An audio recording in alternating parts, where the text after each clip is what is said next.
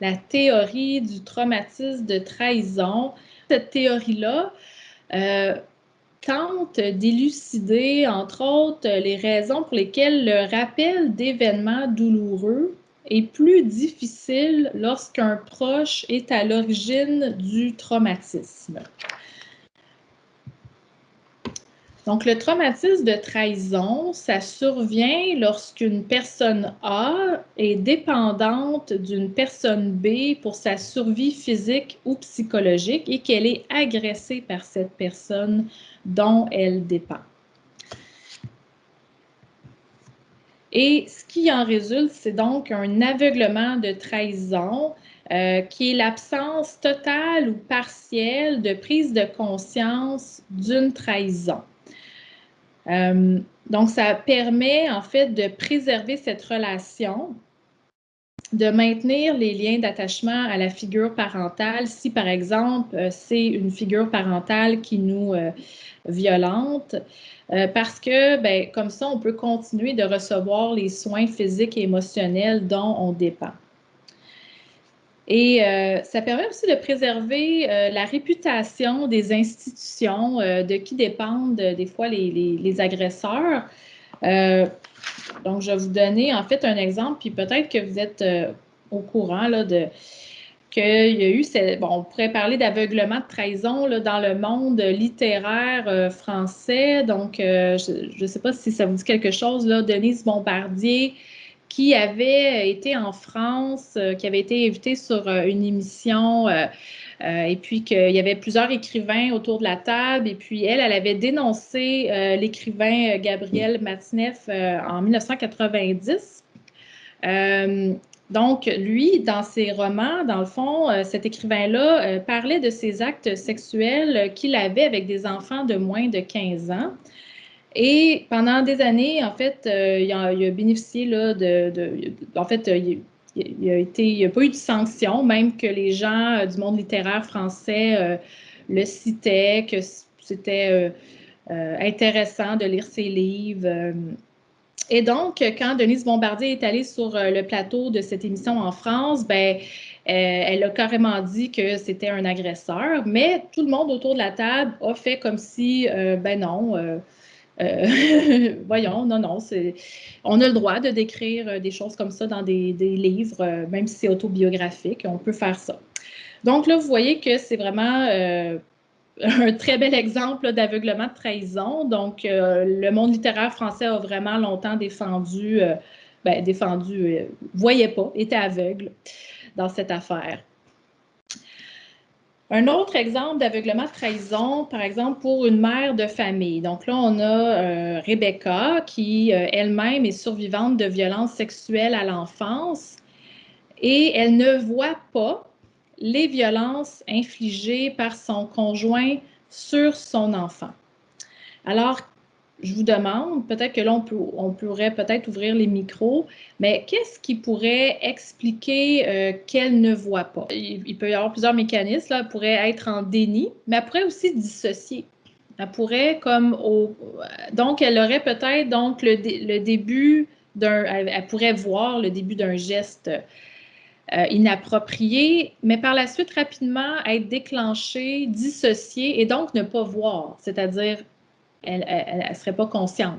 Parce qu'elle, mettons qu'on se dit, il y aurait la dissociation qui pourrait expliquer que vraiment, elle ne le voit pas. Hein? Elle est là, elle est présente dans la pièce, mais peut-être que mentalement, elle est ailleurs et donc ne voit pas, n'entend pas, est juste dissociée ou est en déni. Donc là, ce n'est pas la même chose que la dissociation, mais l'idée, c'est qu'il y a quelque chose en elle qui ne veut pas voir, de façon volontaire ou involontaire. Donc, il peut y avoir plusieurs éléments de réponse. Peut-être qu'elle se dit, là, je pense que je les ai mis tout en même temps, mais un élément de réponse pourrait être que, bon, elle pourrait rationaliser en se disant peut-être que l'agression n'est pas si pire que ça, c'est la façon qu'il a de démontrer son amour, bon, blablabla. Il y a aussi une relation de dépendance, c'est-à-dire que de dépendance vis-à-vis le conjoint, bon, le troisième point, mon conjoint, c'est quand même un homme bien en général, il travaille fort pour nous nourrir, donc il y a peut-être cette relation de dépendance. Donc, j'ai besoin de lui, donc c'est mieux de ne pas voir ce qui se passe. Sinon, également, les services de protection de l'enfance vont me séparer de ma fille.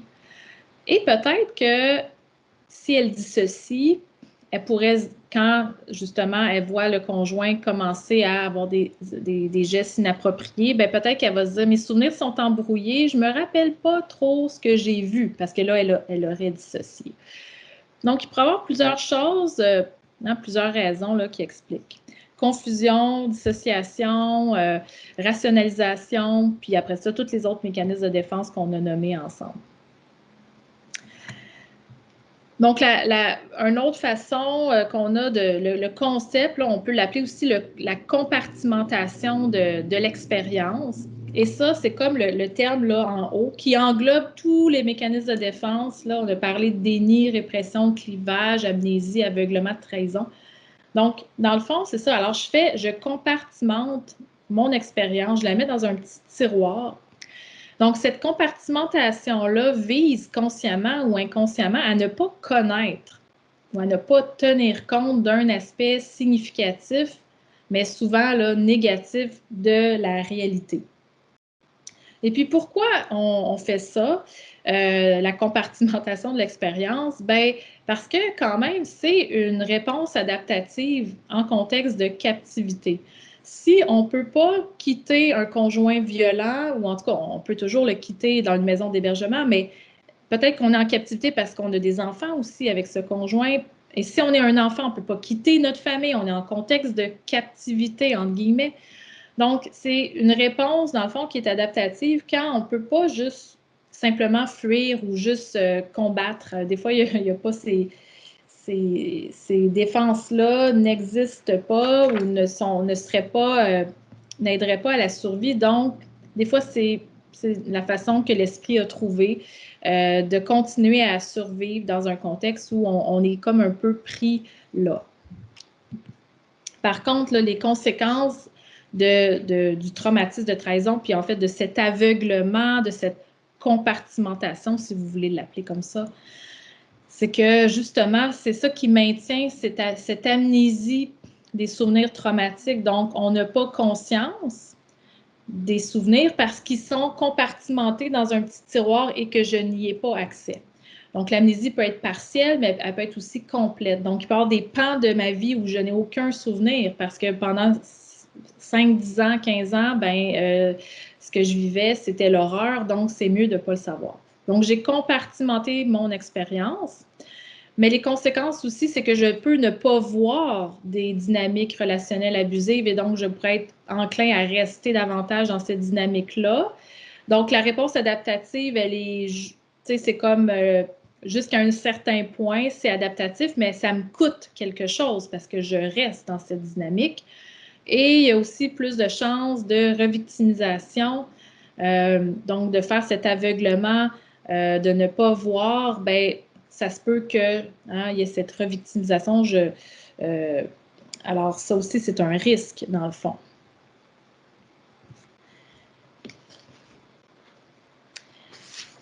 Alors, je vous montre la vignette de Jolène. Donc, vous intervenez auprès de Jolène, qui est une jeune femme victime d'agression sexuelle. Celle-ci vous dit que l'agression qu'elle vient de subir a fait réapparaître des souvenirs oubliés.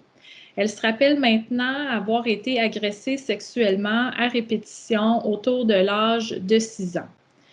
Ces images et sensations s'accompagnent du souvenir de son entraîneur de gymnastique qui lui sourit. Elle se rappelle qu'elle aimait beaucoup cet entraîneur, mais elle se sent paniquée à l'idée qu'il ait pu l'agresser. Elle vous demande ce que vous en pensez.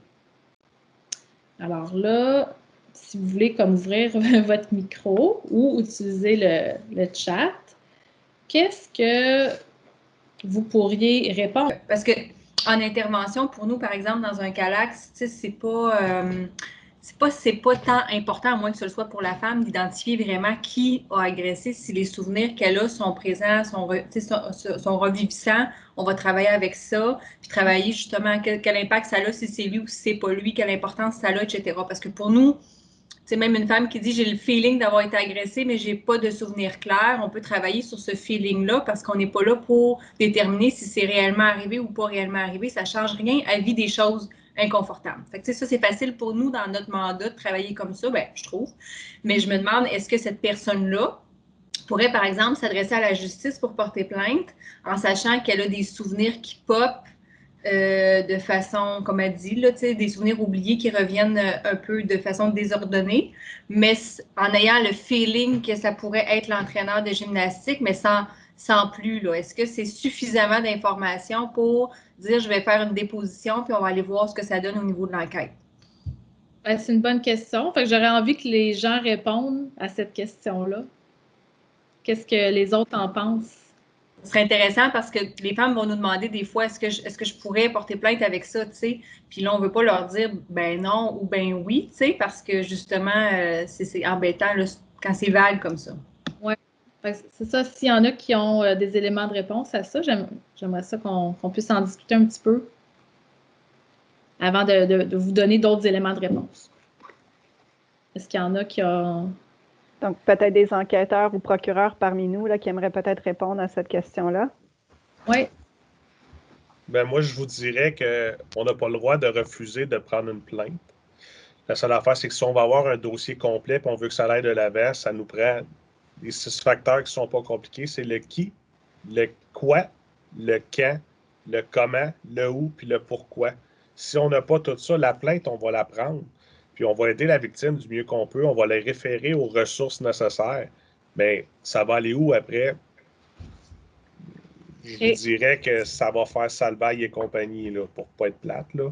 Mais c'est sûr qu'on pourrait suggérer à la victime de faire des thérapies. Puis si les souvenirs reviennent, il est absolument...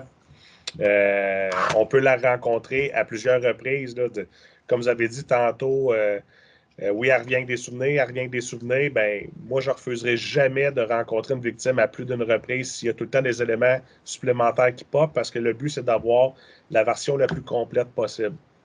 Maintenant, pour ce qui est du reste, ben, je vais vous laisser entre les mains d'un procureur qui pourra plus vous répondre. Là. OK, merci. Merci pour...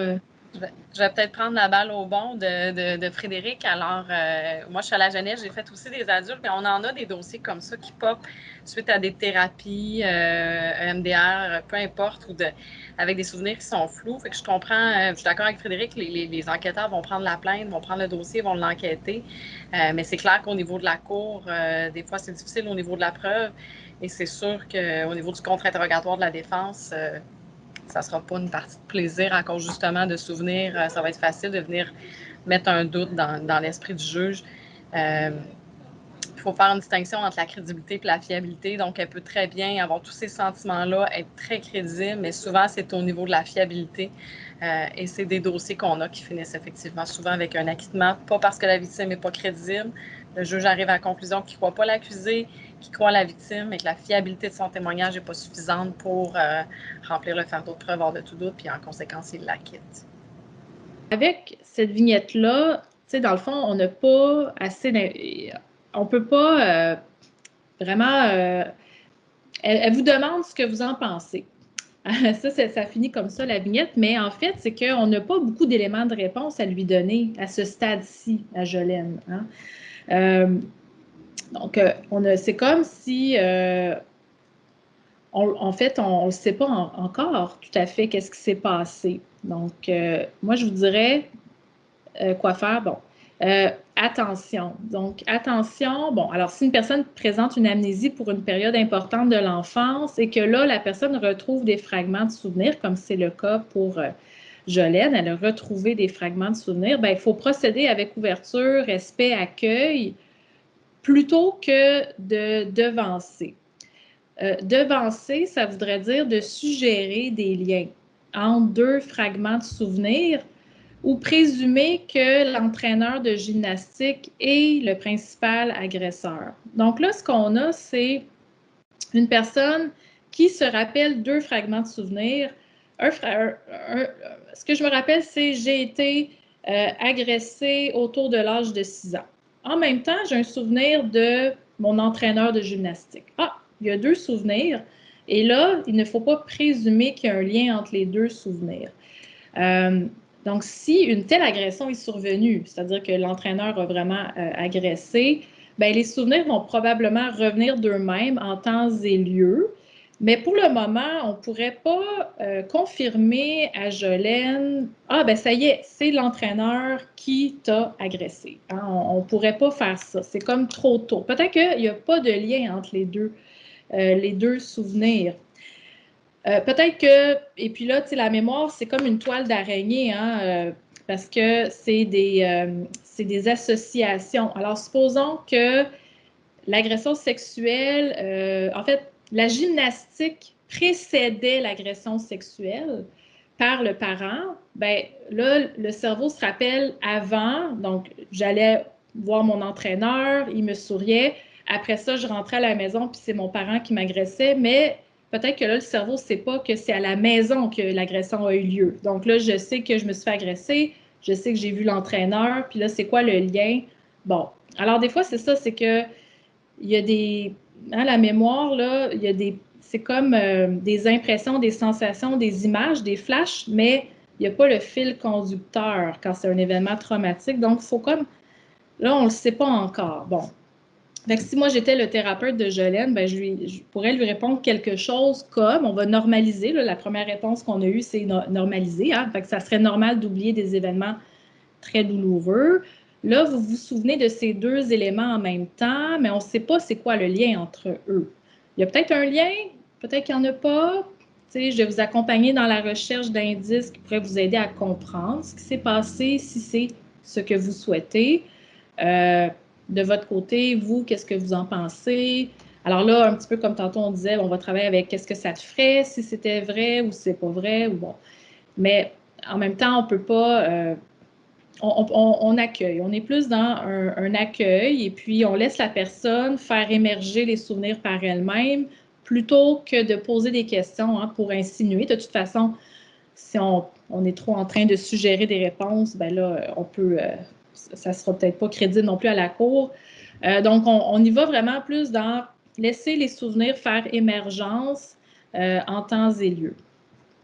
Et accompagner la personne, bien sûr, parce que ça peut être très souffrant là, d'avoir cette impression que c'est cette personne qui nous a agressés. Peut-être que c'est lui, peut-être que c'est pas lui, on ne le sait pas. Alors là, en résumé, je vous fais en fait les points là, importants, les points importants de cette conférence. Ben, certains événements très intenses émotionnellement sont plus difficiles à se souvenir. On s'est dit aussi qu'après des traumatismes répétés, le cerveau devient orienté vers la survie, que certains instincts de survie amènent les victimes à ne pas pouvoir se débattre et à rester immobiles. Il peut être difficile de crier pendant une agression parce que l'aire de Broca, l'aire responsable du langage, est désactivé. On s'est dit aussi que certaines victimes n'auront pas de souvenirs de leur expérience traumatique.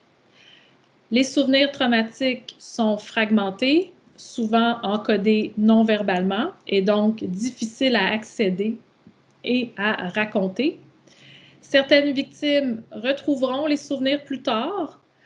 Les victimes plus jeunes, au moment du trauma, agressées par un membre de leur entourage et qui n'ont pas reçu de soutien après le dévoilement, sont plus susceptibles d'oublier. On a vu qu'il y a plusieurs mécanismes qui expliquent l'absence de souvenirs. Il y a des mécanismes donc cognitifs, il y a le trouble dissociatif de l'identité, il y a des mécanismes de défense comme la dissociation ou la compartimentation de l'expérience dans le traumatisme de trahison. Bon, je pense que c'est pas mal tous les points qu'on a vus là, ensemble aujourd'hui en résumé.